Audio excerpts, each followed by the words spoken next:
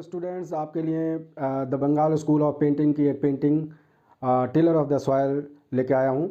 उसके लिए एक वीडियो आसान तरीके से जो आपको समझ में आ सके, और अगर आप ध्यान से सुनते हैं तो आप बिल्कुल नहीं भूलेंगे और हर एक एक चीज़ आपको याद रह जाएगी। और अगर आपको वीडियो पसंद आती है तो लाइक करें, सब्सक्राइब करें। और अब इसी के साथ चलिए शुरू करते हैं। जो टिलर ऑफ द सॉयल है, इसका मतलब होता है मिट्टी की जुताई। अब मिट्टी की जुताई, ये जो पेंटिंग है, इसके जो आर्टिस्ट हैं वह है नंदलाल बोस। नंदलाल बोस के बारे में अगर हम थोड़ा सा जान लें तो नंदलाल बोस अवनींद्र नाथ टैगोर के स्टूडेंट हैं, और उनको गुरु रविंद्रनाथ टैगोर ने कला भवन में जो उन्होंने विश्व भारती यूनिवर्सिटी जो उनकी थी, जो उन्होंने गुरु रविंद्रनाथ टैगोर ने फाउंड की थी, जिसकी नींव रखी थी, उसके अंदर एक आर्ट कॉलेज शुरू किया, जो कि भारत का पहला आर्ट कॉलेज था, कला भवन। तो कला भवन के को हेड करने के लिए, यानी कि उनका प्रिंसिपल के लिए उन्हें इनवाइट किया गया था नंदलाल बोस को, और जो कि शांति निकेतन में वेस्ट बंगाल में है। टिलर ऑफ द सॉयल जो पेंटिंग है, ये हरिपुरा कांग्रेस अधिवेशन जो हुआ था, जो कि सूरत गुजरात के पास है, उसके लिए ये पेंटिंग्स बनाई गई थी, और लगभग 400 पेंटिंग्स इसमें बनी थी। नंदलाल बोस ने अपने स्टूडेंट्स की मदद से वो पूरा काम कंप्लीट किया था। इस काम को करने के लिए गांधी जी ने नंदलाल बोस को इनवाइट किया था कि वो आएँ, और जो कांग्रेस का अधिवेशन 1938 फरवरी में होने वाला था, उसको सजाने का काम उनको सौंपा गया था। थीम के लिए नंदलाल बोस ने डे टू डे लाइफ जो फार्मर्स की थी, जो विलेजर्स थे या इंडियन पीपल थे, उनकी डे टू डे लाइफ को पेंट किया है। मतलब कि जैसे वुमेन चर्निंग मिल्क, यानी दूध निकालती हुई स्त्री, दर्जी, टेलर कह सकते हैं, स्मिथ, या फिर कारपेंटर, और हल जोतता हुआ किसान। इस तरह के टॉपिक उन्होंने, जो कि भारत की जो असली पहचान थी, वो सब विषय लिए थे। और जो महात्मा गांधी का जो विज़न था या नेशनलिज्म जो गांधी जी का था, उसको वो उससे वो मैच भी करता था। चलिए शुरू करते हैं। Tiller of the soil, artist इसके नंदलाल बोस। पीरियड लिखेंगे 1937। अगर 1937 आपको याद करना है तो 1947 में देश आज़ाद हुआ, उससे 10 साल पहले की ये पेंटिंग है, तो डेट हो गई 1937। और medium water colour tempera. Water colour में 2-3 टेक्निक होती है, वाटर कलर वॉश और वाटर कलर टेम्परा, और एक सिंपली वाटर कलर। तो ये टेम्परा में है, और जितनी भी हमारी मिनिएचर्स हैं और बंगाल स्कूल की पेंटिंग्स सब मोस्टली टेम्परा में आएंगी, लेकिन कुछ एक जो बंगाल स्कूल की पेंटिंग है वो वॉश में भी है। तो ये टेम्परा पेंटिंग है, courtesy national gallery of modern art. अब जितनी भी हमारी बंगाल स्कूल से पहले की पेंटिंग है वो हमारे कलेक्शन में है नेशनल म्यूज़ियम दिल्ली में। और ये जो बंगाल स्कूल की जितनी भी पेंटिंग है, ये हमारे कलेक्शन में है national gallery of modern art Delhi, new Delhi.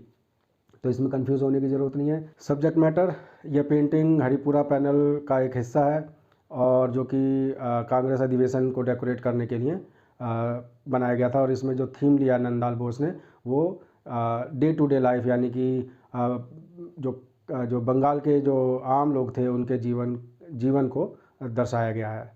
Next description, this is one of the painting made by Nandalal Bose to decorate the pandals और huts of the Haripura Congress अधिवेशन हेल्ड इन 1938। ये जो हरिपुरा कांग्रेस के लिए कमेटी के पंडाल के डेकोरेशन के लिए जो 400 पेंटिंग्स बनाई गई थी, उनमें से एक पेंटिंग है।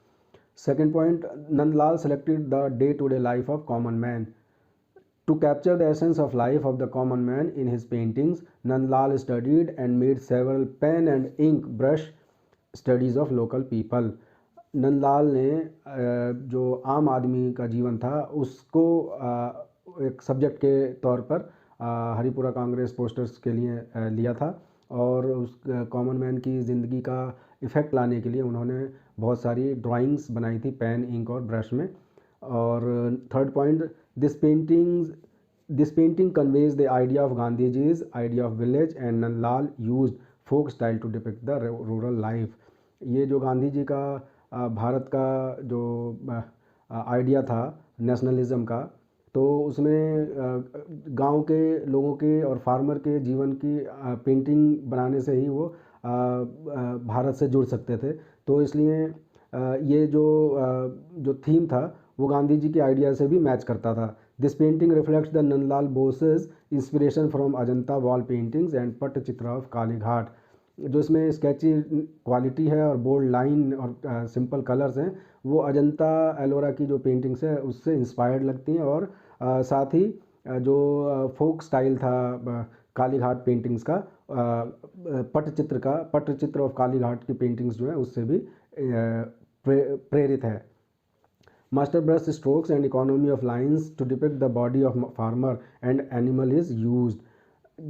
अगर आप इस चित्र में देखेंगे तो जो फार्मर है और जो बुल है उसमें मास्टर स्ट्रोक्स हैं और लाइंस की इकोनॉमी है, एक्स्ट्रा लाइन कहीं पर नहीं है, जहाँ लाइन की ज़रूरत है वहीं लाइन का इस्तेमाल हुआ है। उसके बाद more than 400 paintings were made under the supervision of Nandlal Bose in Kala Bhavan, which are famous for their bold lines and simple colors। इसमें 400 से अधिक पेंटिंग बनाई गई थी जो कि नंदलाल बोस ने अपने स्टूडेंट्स से कला भवन में बनवाई थी, और जो कि अपनी बोल्ड लाइन और सिंपल रंगों के लिए जानी जाती है।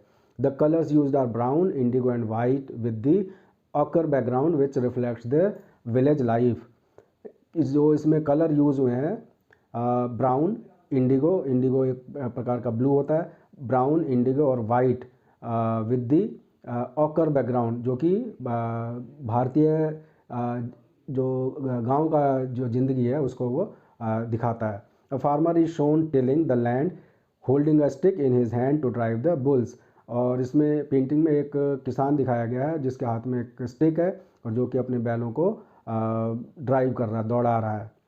The farmer is concentrating and managing his plough.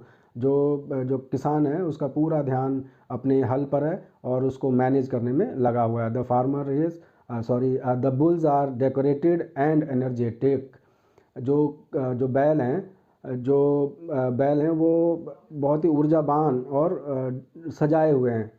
The front legs are raised to depict the movement. इसमें जो बैल हैं उसके जो फ्रंट लेग्स हैं वो उठे हुए हैं, या जो हूव्स हैं वो हवा में उठे हुए हैं, जिससे पेंटिंग के अंदर गतिशीलता आती है, मूवमेंट आती है। Upturn soil is shown with the help of swirly lines. जो हल चलाने से जो मिट्टी उखड़ती जा रही है, पलटती जाती है, उसको दिखाने के लिए आर्टिस्ट ने वेवी लाइंस, स्वर्ली लाइंस का इस्तेमाल किया है। अगर आप देख सकते हैं पेंटिंग में नीचे की तरफ।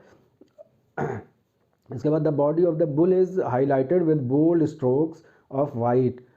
बॉडी जो है और बुल्स की उसको हाईलाइट करने के लिए वाइट पैच का इस्तेमाल किया है और बोल्ड स्ट्रोक्स हैं उसमें। The dhoti and turban of the farmer are also white. इसमें जो फार्मर की धोती है और टर्बन है वो भी सफ़ेद रंग की है। और जो फार्मर का जो शरीर है वो खेत में काम करने से काला पड़ गया है। और his bare body is muscular and stand. उसकी जो शरीर है बहुत ही मस्कुलर, मजबूत है और टैंड है। Thank you.